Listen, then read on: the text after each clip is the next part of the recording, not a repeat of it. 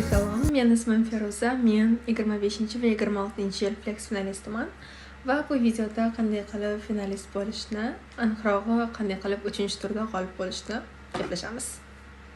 Avvalambor 3-bosqichga o'tganingiz bilan tabriklayman va bu bosqichda sizga omad tilab qolaman.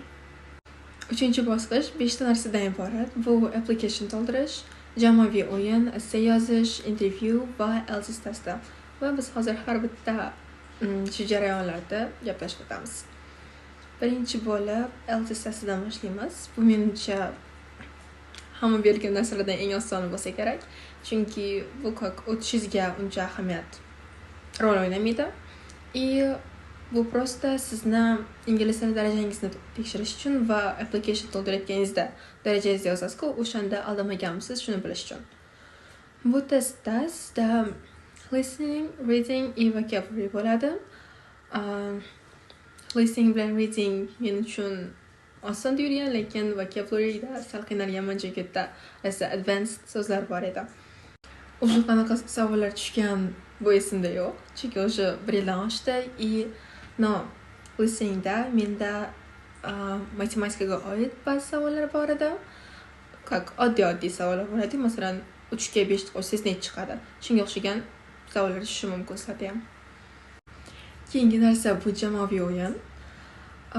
Men imtihonga kirmasimdan oldin rosa videolar ko'rardim Flexdan qanday o'tishdi. Ko'plarni ko'rsam bizda jamoaviy o'yin bo'lmagan deb chiqardi. Shuning uchun men kiritganimda uncha nimaligini bilmasdim, lekin sizlarga hozir misollar bilan keltiraman. Jamoaviy o'yinda sizlarda gruppaga bo'lishadi. Bitta gruppada 3 tadan 6 tagacha odam bo'lishi mumkin. Bizning gruppamizda 6 kishi bo'lgan. Sizlarga qanaqadir zadaniya berishadi. O'ta amerikanец sizda mamlakatingizdan kimdir o'tirgan bo'ladi, ya'ni sizni tilingizni tushunadigan odam. Ular prosta sizlarni kuzatib, bir nimalar yozib o'tiradi. Siz bu yerda o'zingizni lider qilib ko'rsatishingiz kerak, ya'ni ideyalar bering, boshqalarda nima deyotganini eshiting. Ayniqsa agar gruppalaringizda jim o'tirib hech nima demaydigan odamlar bo'ladigan bo'lsa, o'shalarda fikrini so'rab, ularga ham gapirishga harakat qilish sizga plusga yuradi. Nimalar tushishi mumkin. Bizning gruppamizda bizga birorta сказка tanlaylar degan va o'shani rol o'ynab beringlar, ko'rsatib beringlar degan. Biz keyin обсуждение bo'lgan. Bizda 6 kishi edi gruppada, 3 kishi finalist bo'lgan. Men, yana bitta qiz bor edi, boshqa bitta bola. Men juda ham aktivniy bo'lmaganman. Srednenько. O'rtacharoq bo'lganman, lekin yonimdagi qiz rosa aktivniy bo'lgan. Boshqa finalist bo'lgan bola, u ancha spokойный. Keyingi gaplashadigan narsamiz bu jamoaviy o'yin. Bu meni eng ko'p hayajonlantirgan narsa, chunki men Flexga tayyorlanayotganimda videolar ko'rganman, ko'pincha menda chiqardi, bizda jamoaviy o'yin bo'lmagan. Ko'plarda shunday chiqardi, absolutno qanaqa bo'lishini tushuna olmaganman. Lekin bizda bo'lgan va men hozir o'zimda o'qitdimda qanday bo'lganini aytib beraman. Jamoaviy o'yinda sizlarda gruppalarga bo'lishadi. Bitta gruppada 3 kishidan 6 kishigacha odam bo'lishi mumkin. Bizning gruppamizda 6 kishi bo'lgan, bizning gruppamizdan 6 kishidan 3 kishi finalist bo'lib chiqqan. Bizga birorta сказка tanlab, o'shani ko'rsatib beringlar degan. Так что rol o'ynaganmiz. Boshqa bitta gruppada bizning 2 ta gruppa bo'lgan bo'lsak, nari gruppaga prosta сказка tanlab, uni обсуждать qilish aytilgan. Bizdan oldingi bo'lgan gruppaga bitta qiyin so'z berib, o'shani ma'nosini topinglar degan. Ya'ni bu yerda yana shunga o'xshash, balkim даже shular tushar. Shunga o'xshagan narsalar tushadi va sizni u yerda 2 kishi, bitta amerikalik odam va bitta o'zingizda mamlakatingizdan kimdir, ya'ni sizni tilingizni tushunadigan odam o'tiradi va ular sizni kuzatib, bir nimalar yozib o'tirishadi. Bu gruppaviy o'yinda siz o'zingizning qo'lingizdan kelgancha lider bo'lib ko'rinishingiz kerak. Masalan, siz ideyalar berishingiz mumkin, boshqalarni eshiting va ayniqsa gruppalaringizda jim o'tiradiganlar bo'ladigan bo'lsa, o'shalarda gapirtirishga harakat qilib, ularning fikrini so'rab, ularda ham engage qildirsangiz bo'ladi. Meni gruppamda shu streylar ko'p bo'lgan как eng aktivnisi bo'la olmaganman. Men aktivni bo'lganman, lekin mendan aktivroq bo'lgan qiz bor edi. U ham finalist bo'lgan ekan. Keyin ikkita bola rosa jim o'tiradi. Men ulardan ham fikrini so'raganman, ularga rol bo'lib berishga harakat qilganman. В итоге adashmasam men bo'lib bergan rolni olishuvdi. Ikkita женский rol bo'lgan. O'zi ikkita qizdek gruppada. Shunga men unga birinchi tavsiya qilganman, u olgandan keyin qolganini men olganman. Так что sizlarga ham agar shunaqa rol bo'lish kerak bo'lsa, o'zlaringizga birinchi olmang, boshqalar bilan suhbatlashing, ularning fikrini so'rang, nima bo'lmoqchi ular. Keyin qolgan narsangiz menimcha sizga plus tomonga yuradi. Biz bu to'yga Sholg'om ertagini tanlaganmiz men babushka rolini o'ynaganman. Birinchi marta kimdir oldida rol o'ynayotgandim. Rosa quvnoq bo'lgan, rosa kulishganmiz, ayniqsa men rosa kuldim. Shunaqa ko'p kulganimdan qatorlarimda yaxshi ayta olmaganman dasha. Agar siz o'yin davomida unaqa aktivni va quvnoq bo'la olmagan bo'lsangiz, tushkunlikka tushib qolmang, sizda hali ham imkon bo'ladi. Ularga nafaqat liderlar, balki problema chiqarmaydigan spokойный odamlar ham kerak. Ular ham o'tishi mumkin. Va boya aytganimdek, ikkita jim o'tirgan bola bor dedim-ku, o'shalardan bittasi finalist bo'lgan. Так что siz o'zingizni essaylarda yoki intervyuda zo'r ko'rsatadigan bo'lsangiz, hali ham imkoningiz bo'lishi mumkin.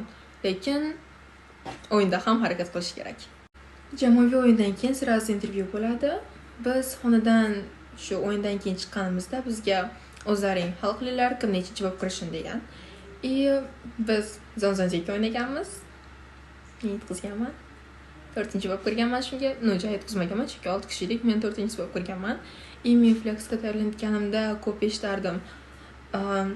Qancha oxirgi bo'lib kirsangiz sizga shuncha kam vaqt ajratishadi, flex finalist bo'lishingiz qiyinlashadi deb. Mana endi bilaman, что ularga ishonish kerak emas. Yutadigan bo'lsangiz, nechinchi bo'lib kirishingizda ahamiyati yo'q. Intervyu qanday bo'ladi? Siz xonaga kirasiz va yana o'sha ikkita ekzaminator o'tirgan bo'ladi. Bu turda siz xohlagan tilingizda gapirishingiz bo'ladi. Men ingliz tilini tanlaganman, shuning uchun to'liq intervyu ingliz tilida bo'lgan. O'zi boshida sizga oddiy savollar berishadi, Amerikada yashaganmisiz, Amerikada qarindoshlaringiz bormi? Shular ingliz tilida bo'ladi. Undan keyin tilda almashtirsangiz bo'ladi. Intervyungizda sizga essaylaringizdan savol berish mumkin yoki bo'lmasam Amerikada siz bilan bo'lishi mumkin bo'lgan qanaqadir qiyin situatsiya o'ylab topib, shunda nima qilardingiz deyish mumkin.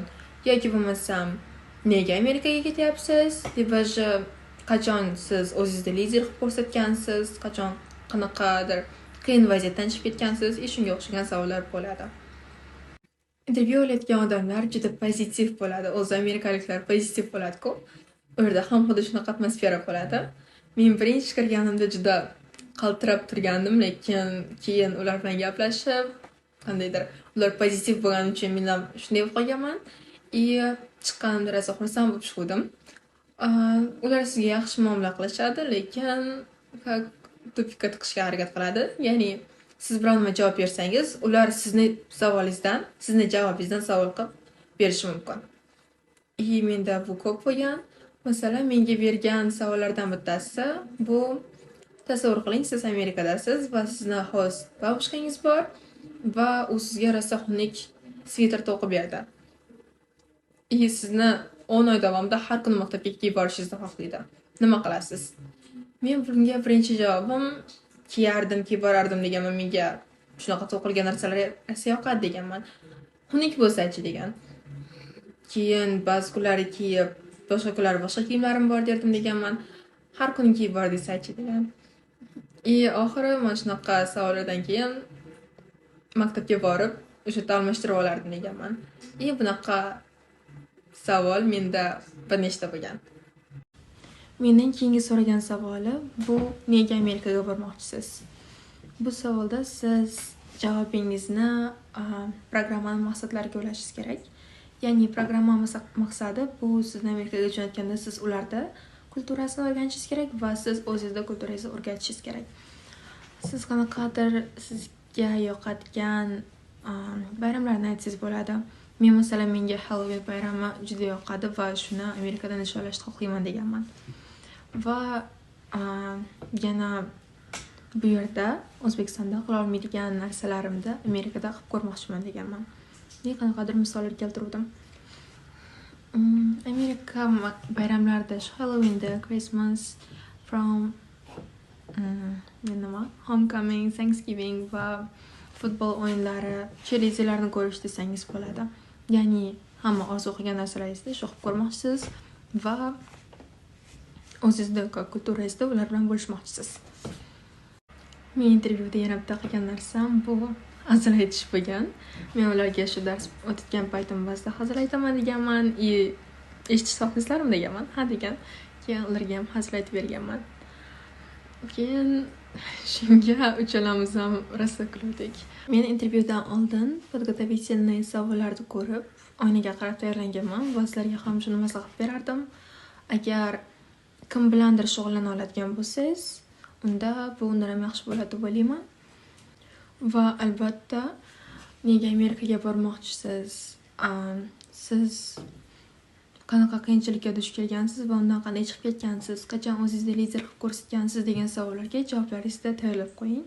Chunki agar intervyuda tushmasa, essayda tushishi mumkin va katta ehtimol bilan tushadi. Hayajonlanmang, oynaning oldida o'tirib mashq qiling. Nima savollar tushishi mumkinligini ko'rib, o'zingizga приблизительно javoblaringizni tayyorlab qo'ying. Keyingi narsa bu application to'ldirish. Bunga sizda 10 kun vaqt beriladi va to'ldiradigan narsangiz juda ko'p bo'ladi. Shuning uchun ochilgan kuniyoq boshlang. Bu yerda qanaqadir meditsinskiy formalar bor edi, doktorlarga hali borib, pechat urdirib kelishingiz kerak bo'ladi. Adashmasam baholar qo'yish kerak. Va u yerda kichkina essaychalar bor edi. Adashmasam va host oilaga xat bo'ladi. Host oilaga xat yozayotganingizda o'zi pastda savollar berib qo'ygan bo'ladi. O'shanga javob qilib yozishingiz kerak bo'ladi. Semifinalist bo'lganingizdan keyin sizlarda Flex ishchilari bilan Zoom meeting bo'ladi va o'sha yerda sizni savollaringizga javob berishadi va applicationni qanday to'ldirishni ham aytib o'tishadi. Host oilaga xat haqida xohlasangiz alohida video qilishim mumkin.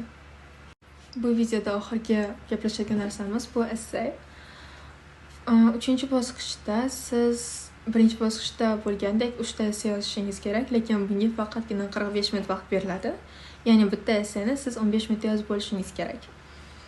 Sizlarga faqat bitta oq list beriladi, uni oldi va orqasiga yozsangiz bo'ladi, lekin uni chiziqchalari bor va o'shadan chiqib ketmanglar deydi. Shuning uchun iloji boricha lishniy so'zlarsiz yozish kerak va qila olsangiz kichikroq, lekin tushunarli pochirk bilan. Men tayyorlanayotganda har doim o'ylardim qanday qilib 3 ta essayni bitta qog'ozga sig'dirib, ham 45 minutda yozib bo'laman deb.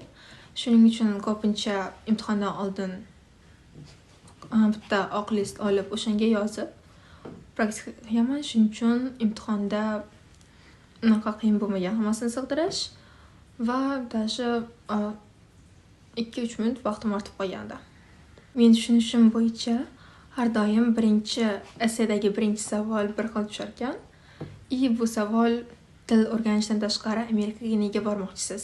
Agar shu savolga javobingizni tayyorlab qo'yadigan bo'lsangiz, keyingi savollarda bemalolroq yozishingiz mumkin. Flexga essay yozayotganingizda siz birinchi shu ideyangizni tasvirlab berishingiz kerak va u sizga nima o'rgatdi va bu sizga Amerikaga borganingizda qanday yordam beradi. Masalan deylik, siz IELTS yoki SATga o'qiyapsiz, siz uni topshirdingiz, bo'lmadi, keyin yana topshirganingizda xohlagan ballingizni oldingiz deylik. Siz bundan nima o'rganasiz? Siz o'rgandingiz, что taslim bo'lmaslik kerak. Biror nimaga real harakat qiladigan bo'lsangiz, yechimini izlaydigan bo'lsangiz, siz unga albatta erishasiz. Va bu sizga qanday Amerikada foyda keltirishi mumkin.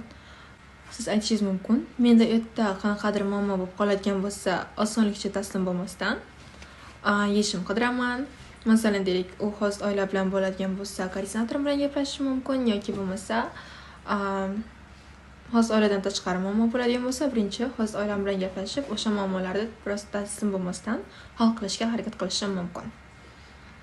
Xuddi shunday. Ideya nimani o'rgandingiz, u sizga Amerikada qanday yordam beradi? Menga o'tgan yili tushgan esseydagi savollar.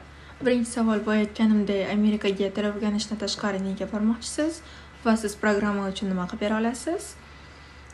Bu savol katta ehtimol bilan tushishi mumkin, lekin aniq точно emas. Ikkinchi savol bu siz qabul qilgan qiyin qaror. Uchinchi savol esa bu oxirgi 2 yilda siz bilan bo'lgan voqeani tasvirlab bering, qachonki siz kimdandir yordam so'rashingiz kerak bo'lgan bo'lsa. Shuni hammasini topshirib bo'lganingizdan keyin faqat kutish qoladi va javoblari 2 oylarda chiqadi. Keyin menga 10-fevral kuni telefon qilishgan, siz finalist bo'ldingiz deb. Shuning uchun hech qachon umidlaringizni tushirmanglar. Shu bilan hammasini ko'rib chiqdik. Videosiga foydali bo'ldi degan umiddaman. Ko'rishguncha, xayr.